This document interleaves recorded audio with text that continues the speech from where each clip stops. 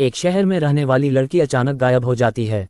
5 दिन बाद उस लड़की की शादी होनी थी, लेकिन अगले 5 दिनों तक तमाम कोशिशों के बावजूद वो लड़की नहीं मिलती। इसी दौरान शहर में रहने वाले लोगों के घरों में नल से गंदा और बदबूदार पानी आने लगता है। अगले 4 दिनों तक शहर के लोग मजबूरी में वही पानी पीने के मजबूर हो जाते हैं। और 4 दिन बाद शहर की एक पाइपलाइन से ऐसा राज बाहर आता है कि पूरा शहर उल्टियां करने लगता है। गुजरात के पाटन जिले में सिद्धपुर एक इलाका है। पाटन के इसी सिद्धपुर में 25 साल की लवीना हरवानी रहा करती थी। 12 मई को लवीना की शादी होने वाली थी, लेकिन शादी से ठीक 5 दिन पहले 7 मई को लवीना अचानक गायब हो जाती है। आखिरी बार वो एक सीसीटीवी कैमरे में कैद नजर आती है। जहां पर वो कैमरे में कैद हुई थी, वो रास्ता शहर की उस पानी की टंकी की तरफ मुड़ता है जहां से पूरे इलाके को पीने के पानी की सप्लाई होती है। लवीना के घरवाले 8 मई को पुलिस में लवीना की गुमशुदगी की रिपोर्ट लिखाते हैं, लेकिन लवीना नहीं मिलती। दिन बीतता जाता है, तभी लवीना की गुमशुदगी के 5 दिन बाद 12 मई को सिद्धपुर के एक इलाके के लोगों को महसूस होता है कि नगरपालिका की पाइपलाइन से पानी की जो सप्लाई उनके घर पर आ रही है वो बदबूदार है, अजीब सा पानी है। पर मजबूरी थी, लिहाजा लोग ये सोचकर पानी पीते रहे कि शायद पीछे से ही ऐसी सप्लाई आ रही है। इलाके के लोगों को लगा था कि सप्लाई में कुछ गड़बड़ है।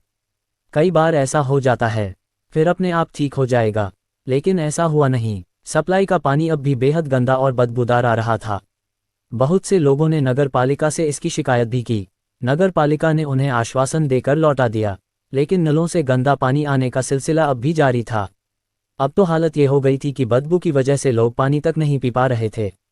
बहुत सारे लोगों को उल्टियां होने लगी, बहुत से बीमार पड़ गए और ज़्यादातर लोग अब सरकारी पाइपलाइन का पानी पीने की बजाय बाजार से पानी की बोतल खरीदकर अपनी प्यास बुझाने लगे। 12 मई से शुरू हुआ ये सिलसिला 15 मई तक जारी रहा, लेकिन 16 मई की सुबह सिद्धपुर के घरों में बदबूदार पानी भी आना बंद हो गया। इलाके के लगभग 4000 घरों के नलों से पानी गायब था। बदबूदार पानी से फिर भी घर के जरूरी काम चल रहे थे, लेकिन पानी की सप्लाई बंद हो जाने से 4000 परिवार अचानक परेशान हो उठे। लोगों का गुस्सा नगरपालिका पर था। नगरपालिका को भी जब ये पता चला कि इतने बड़े इलाके में पानी की सप्लाई बंद है, तो उसके भी हाथ पांव फूल गए।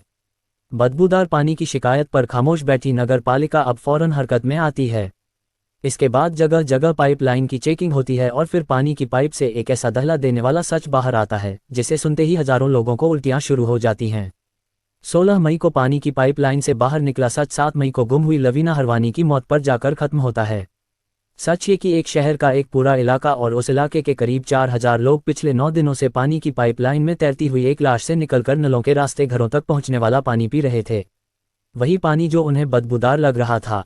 सिद्धपुर में बदबूदार पानी और पानी की पाइप से निकली आधी अधूरी लाश का आखिर क्या कनेक्शन है?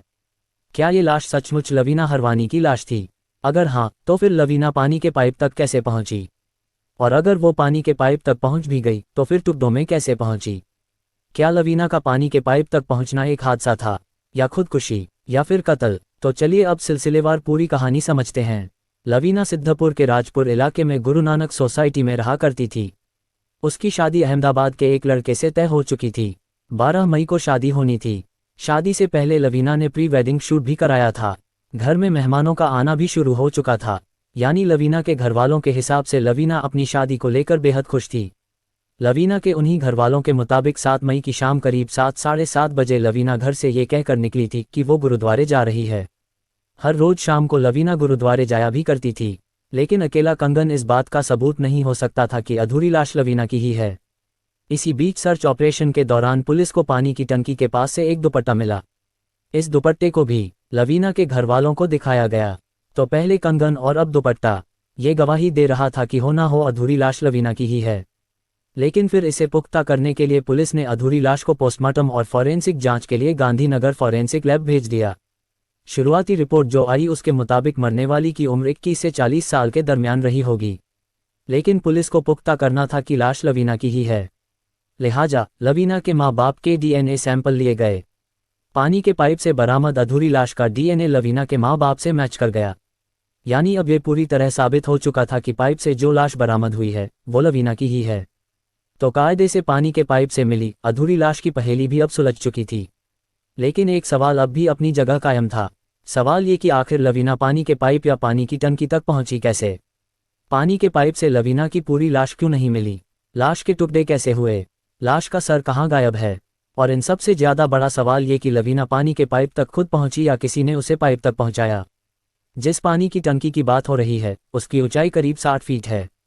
हालांकि उस टंकी की देखभाल के लिए कोई सुरक्षा गार्ड नहीं है, यहाँ तक कि यहाँ दरवाजे पर कोई ताला भी नहीं लगा होता। एक बार को मान भी लिया जाए कि लवीना ने खुदकुशी की है तो सवाल ये उठता है कि खुदकुशी के लिए वो इतना टेढ़ा रास्ता क्यों चुनेगी। रात के अंधेरे में यहाँ तक आना और फिर इतनी ऊंचाई पर जाना और पानी की टंकी में कूदना गले नहीं उतरता। हाँ, अगर ये कत्ल है तो मुमकिन हो सकता है, क्योंकि कत्ल के बाद कातिल लाश को टंकी में डाल सकता है। लेकिन ऐसी सूरत में भी ये एक अकेले का काम नहीं हो सकता, इसके लिए एक से ज़्यादा लोगों की ज़रूरत है। दूसरा, अगर लवीना इस टंकी के रास्ते पाइप तक नहीं पहुंची तो फिर पाइप तक पहुंची कैसे? अमूमन पानी की जो भी पाइपलाइन होती है वो गटर की तरह खुले नहीं होते बल्कि बंद होते हैं। तो फिर बंद पाइप में लवीना कहाँ से घुस गई? जाहिर है पाटन की सिद्धपुर पुलिस जब तक इन सवालों के जवाब नहीं ढूंढ लेती तब तक बदबूदार पानी का बदबूदार सच राज ही बना रहेगा।